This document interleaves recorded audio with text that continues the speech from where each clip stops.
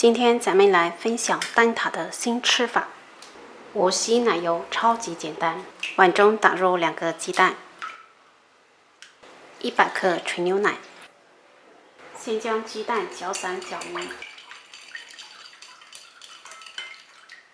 搅匀后继续加入50克糖粉、100克椰蓉，用刮刀将它翻拌均匀，拌匀后放一旁备用。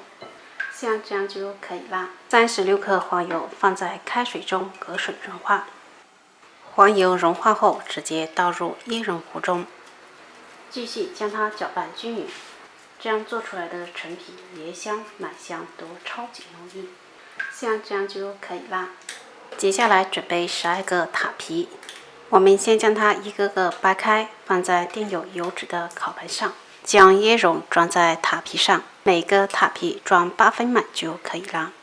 再将它整理平整，像这样就可以啦。趁这个时间，烤箱上下火200度，先预热5分钟。我一共做了10个，放入提前预热好的烤箱，200度上下火烤20分钟左右。